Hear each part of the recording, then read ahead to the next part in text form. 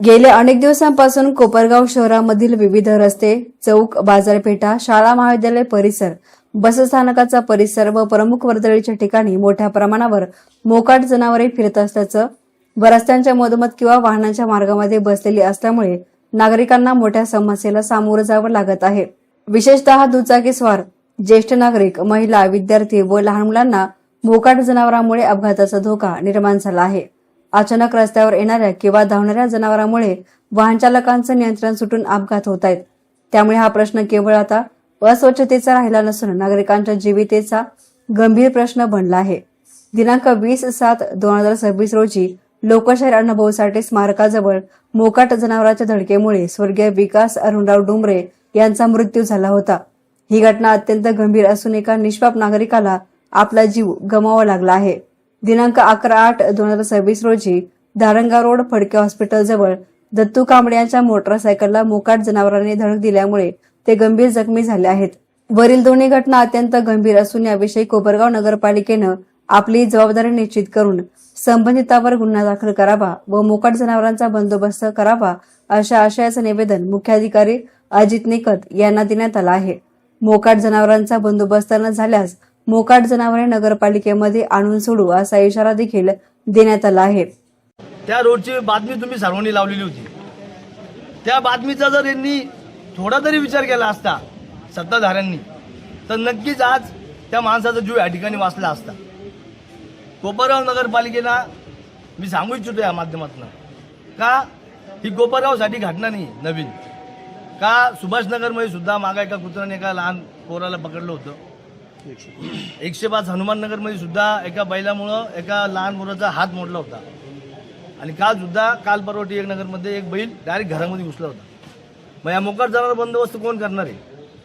का ज्यावेळेस आपण इलेक्शन असतं लोकांकडे मतं मागतो, आपण 100 दिवसाचे लोकांना वायदे करतो का आम्ही 100 दिवसामध्ये हे करू ते करू, तुमच्या 100 दिवसाची आठवण आम्हाला आज तुम्हाला करून दिवशी वाटते का? तुम्ही 100 दिवसामध्ये लोकांना सांगितलं होतं का आम्ही मोकाट जनावरचा बंदोबस्त या ठिकाणी करू, आणि नक्कीच तुम्ही खुर्चीवर बसल्यानंतर आज 8 महिने होत आहे तुम्ही त्याच्याकडे दुर्लक्ष केलं।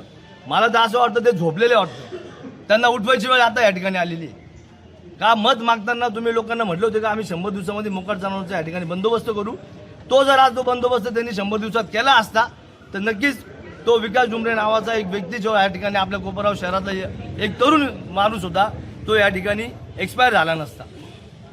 कोपरगाव नगरपालिकेने नक्कीच ह्या गोष्टीचा कुठेतरी विचार करायला पाहिजे। विकास कामं हे चालू राहणार आहे, पण ज्या लोकांच्या जीवनाशी निगडीत असे जे विषय आहेत त्याच्यावर कुठेतरी या ठिकाणी विचार कोपरगाव नगरपालिकेने करायला पाहिजे। ती घटना घडून 10-12 दिवस होत नाही तर काल फडके हॉस्पिटल समोर एक रिटायर्ड टीचर कांबळे सर त्यांना एका बैलानं उडून दिलं। आज ते सुद्धा फडके हॉस्पिटलमध्ये ॲडमिट आहे। मग नगरपालिका जागा कधी येणार आहे? म्हणून मी यांना म्हणतो तुम्हाला का मीडियाच्या माध्यमातून कोपरगावच्या लोकांनी ह्या झोपलेले जे पदाधिकारी आहेत त्यांना तुम्ही जागा करण्याचं काम या ठिकाणी करा। का तुम्ही जे लोकांना शब्द दिलेले का 100 दिवसामध्ये आम्ही मोकाट जनावरांचा बंदोबस्त करू, तो तुम्ही कडून कोणती इतकी निष्क्रियता दिसते की 15 दिवसापूर्वी जो माणूस एक्सपायर झाला त्यानंतर एकही जनावर धरले गेलं नाही, तर त्या गोष्टीची तीव्रता नाही। त्या माणसाच्या घरामध्ये छोटे छोटे 2 मुलं आहेत, त्यांचा प्रपंच रस्त्यावर आला, आई वडील म्हातारे, पण या गोष्टीची तीव्रता सत्ताधाऱ्यांना अजिबात नाही। वास्तविक पाहता 100 दिवसांच्या नगराध्यक्ष झाल्यानंतर त्यांनी एक डिक्लेअर केलं होतं की मोकाट जनावरांचा आम्ही बंदोबस्त करू, पण मोकाट जनावरांचा काही बंदोबस्त झाला असता तर आज या घटना घडल्या असत्या। मला तुमच्या माध्यमातून त्यांना सांगायचे, सत्ता भेटलेली आहे, पद हे मिरवण्यासाठी नसतं, गाजवण्यासाठी असतं। लोकांच्या जीवितांशी खेळणं बंद करा। कोपरगाव शहरामध्ये हा जो मोकाट रात्री जर फिरत असाल तर कोपरगाव शहरामध्ये ठिकठिकाणी 50-60 जनावर बसलेलं असं हे तुम्हालाही माहिती, पण नगरपालिकेतर्फे माणूस 15 दिवसापूर्वी वारला, काल एका माणसावर हल्ला झाला, पण नगरपालिकेतर्फे अजूनही कोणत्या प्रकारचा काहीच विषय नाही।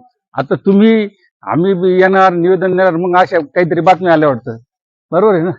ठीक आहे, पण ते माझं म्हणणं आहे का प्रॅक्टिकली तुम्ही लोकांना दिसलं पाहिजे। आज कोपरगाव शहराची परिस्थिती जर तुम्ही बघितली, रस्त्याने पुढे जर गाडी गेली तर मागून धूळ उडते। पूर्ण कोपरगाव शहराचं नाव पुन्हा एकदा धुळगावकडे झालेलं आहे।